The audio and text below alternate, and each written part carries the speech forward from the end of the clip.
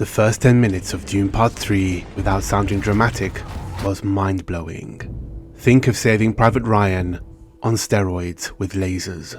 I got a chance to go to the Dune Part 3 global fan event, so in this video I'll be covering the event and what we saw in the first 10 minutes of Dune Part 3. I'll also compare it to the CinemaCon information that was released. The event itself went relatively smooth. I attended the London event on what was one of the hottest days of the year. I honestly felt like a Fremen in the deep desert, but there was a massive turnout, it was fully booked, and I was lucky enough to even get a ticket before it was sold out. As I was queuing up, I noticed that there was a content creator check-in, which I thought was funny because I wasn't invited to it, but I was just glad that I got a ticket. They kindly provided us a cap, a can of water, some popcorn, and 2 Dune posters. I managed to get a decent seat, and then the event began. I believe what they showed is exactly the same as what they showed at CinemaCon. Technically, we got to see 2 trailers. The one they showed at CinemaCon, and the second Dune Part 3 trailer, because I remember some shots from that preview or extra trailer that wasn't in the publicly released trailer. For example, we got to actually see Leto's skull from its front, and we got to see more of this guy facing off the army, scenes that we'll probably see in the third Dune Part 3 trailer. But let's get to the first 10 minutes of Dune Part 3, so now's the time to leave if you do not wish to be spoiled.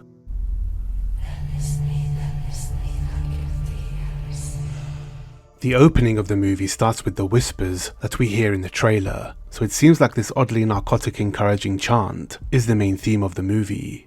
We hear thumper beats, and then a massive silence as these ships descend from space into the atmosphere. As they hover above the watery plain, we get to see the men inside, Fremen soldiers, praying and reciting. You can actually see their hands raised in what I've mentioned before as a dua, which is a Muslim prayer. They talk in the Fremen language Shakobsa, speaking of rain falling from the sky. Another Fremen reacts in disbelief. Something the CinemaCon reports got wrong was that there were no principal characters present in the scene. That isn't true at all. Both Stilgar and Farouk are present, but we do not see Paul among them. You actually hear Farouk chanting the war chant among the men to get them riled up. It gave a US Army flavor to it. He would chant one verse, the soldiers would reply with the next verse. And it's exactly the same chant as the one Paul chants in the first trailer, and I don't think the lyrics were translated, so it also keeps it sounding foreign. Whether or not this will change in the theatrical version, I don't know. We see Stilgar going around reassuring some of the men.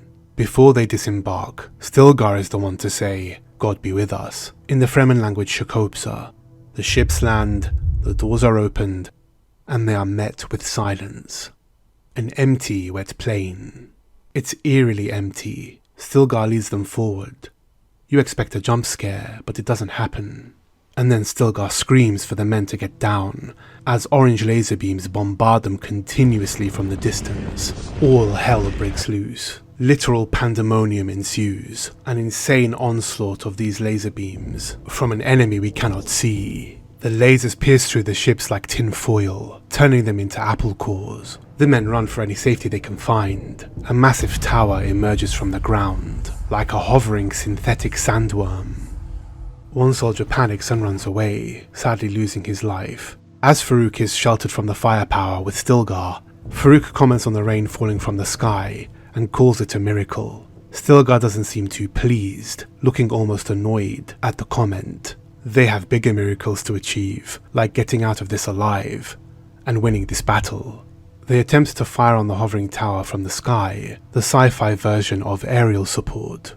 A las beam fires on the structure, creating a huge blast, but the structure is completely unaffected. The heavy bombardment continues, striking at the decimated apple core ships even more. All the sheltered Fremen can do is cover their faces for safety.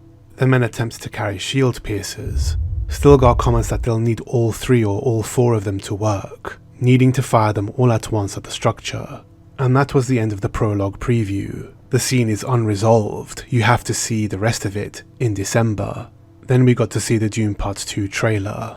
I don't particularly remember the order in which we saw things in terms of the trailers and the prologue, but I believe that we saw this extra preview trailer first, the prologue, and then the second Dune Part 3 trailer, which was publicly released. After the prologue, the global fan event started. It was really nice being connected all around the world to Dune fans and seeing them on screen. There were some technical difficulties in some of the locations, including London, but we managed to pull through, and we didn't get to miss the most exciting parts, which was listening to Denis Villeneuve being interviewed and introducing Timothée Chalamet.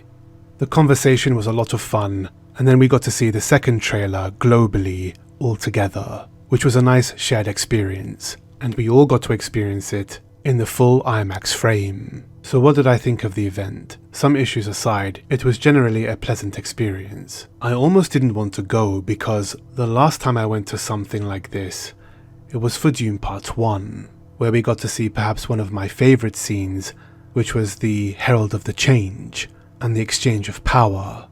And I actually felt that seeing that kind of ruined the opening of the first showing of Dune Part 1 for me the first time I saw it, because I'd already seen my favourite scene. So I really was apprehensive going into this event, but I just knew this was an opportunity I couldn't miss and I didn't want to, because I wanted to cover it for you guys. Denis Villeneuve announced that the prologue was going to appear before the Odyssey.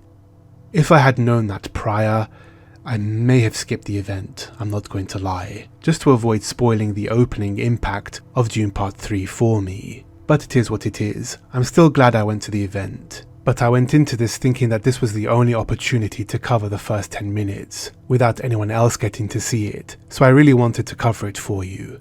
But I'm glad that you'll all get the opportunity to see the opening of Dune Part 3 before the Odyssey.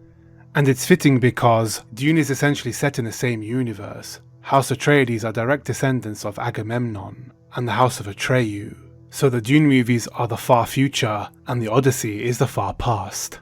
So what did I think of the trailer and the prologue?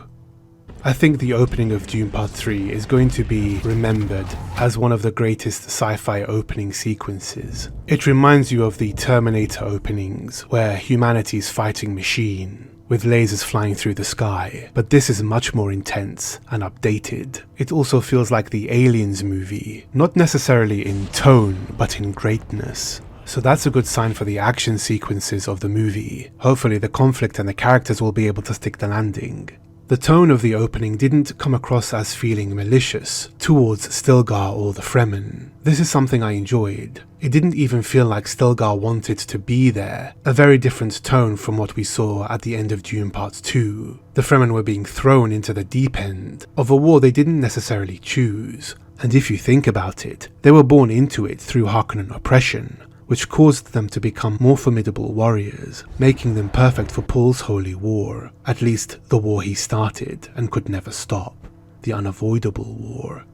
I can't lie to you, I was incredibly moved by the sequence. I was almost brought to tears, seeing these men die for a mindless war. They wanted a leader to liberate them from Harkonnen oppression and lead them to paradise, and that's what they got. But in the end, was it worth it?